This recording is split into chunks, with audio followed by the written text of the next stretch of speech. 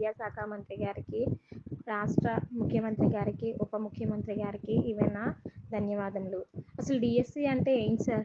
District level selection కదా. మరి అలాంటప్పుడు మనకి నార్మలైజేషన్ అనేది అన్ని డిస్ట్రిక్ట్లో కలిపి మొత్తం ఏపీ మొత్తం ఎలా చేశారు సార్? నాకు వచ్చిన డౌట్ సార్ ఇది.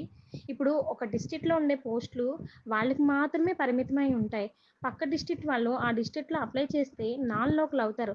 అలాంటప్పుడు నార్మలైజేషన్ కూడా ఆ డిస్ట్రిక్ట్లో ఆ సబ్జెక్ట్లో రాసిన వివిధ షిఫ్ట్ల వాళ్ళకి మాత్రమే చెయ్యాలి కదా సార్. అంతేగాని మొత్తం రాష్ట్రం మొత్తం ఆ సబ్జెక్ట్కి సంబంధించిన వాళ్ళకి వివిధ లాంగ్వేజ్ వాళ్ళకి ఎలా చేస్తారు సార్? ఎలా జరుగుతుంది సార్? ఇది అన్యాయమే కదా సార్. న్యాయం ఎలా జరిగినట్టు చెప్పండి సార్. ఒకే డిస్ట్రిక్ట్ ఒకే పేపర్ అంటే కూడా ఎంత మొత్తుకున్నా వినలేదు. ఇప్పుడు నార్మలైజేషన్లో కూడా అన్ని సబ్జెక్టుల వారికి అన్యాయం జరుగుతుంది.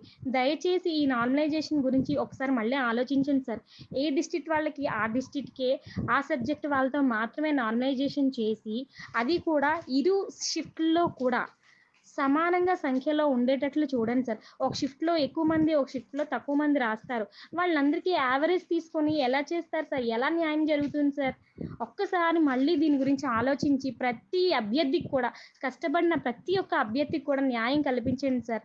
ఇదే సార్ మేము కోరుకునేది. ఇంకేం లేదు సార్. మీ గవర్నమెంట్ మీద మాకు చాలా నమ్మకం ఉంది సార్. అందుకే ఇంతలా మా తాపత్రయాన్ని తెలియజేస్తున్నాం సార్. ఇంకొక విషయం ఏంటంటే చాలామంది అబ్జెక్షన్స్ పెట్టారు సార్. అబ్జెక్షన్స్ని కన్సిడర్ చేయలేదు సార్.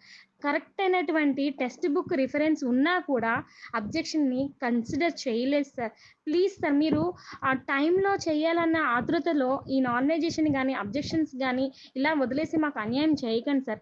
కరెక్ట్గా అన్ని అబ్జెక్షన్స్ని కన్సిడర్ చేసి నార్మలైజేషన్ కూడా ఏ డిస్ట్రిక్ట్కి ఆ డిస్ట్రిక్ట్ వాళ్ళతో ఆ సబ్జెక్ట్ ఉన్న వాళ్ళతో నార్మలైజేషన్ చేయవలసిందిగా అందరి ఆస్పిరెంట్స్ తరపున నేను కోరుకుంటున్నాను సార్. ఏమైనా తప్పుగా మాట్లాడుంటే క్షమించండి సార్.